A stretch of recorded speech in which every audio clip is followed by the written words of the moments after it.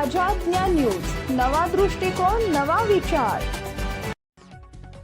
नंदुरबार तहसील कार्यालयातील गौण खनिज पथकातील अधिकारी व कर्मचारी दिनांक 3 फेब्रुवारी 2026 रोजी आपली नियमित ड्युटी बजावत असताना वावट शनी मांडळ रस्त्यावर गौण खनिजांची बेकायदेशीर वाहतूक करणाऱ्या वाहनाची तपासणी केली।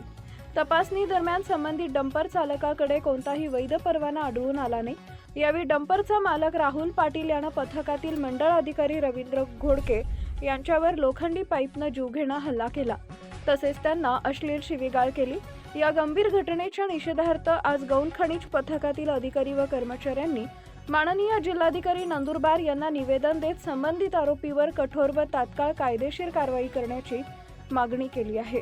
शासकीय कर्मचाऱ्यांवर कर्तव्य बजावत असताना होणाऱ्या अशा हल्ल्यांमुळे प्रशासनाच्या सुरक्षिततेचा प्रश्न निर्माण झाला असून दोषींवर कठोर कारवाई व्हावी अशी मागणी यावेळी करण्यात आली आहे। Subscribe now and press the bell icon. Never miss an update.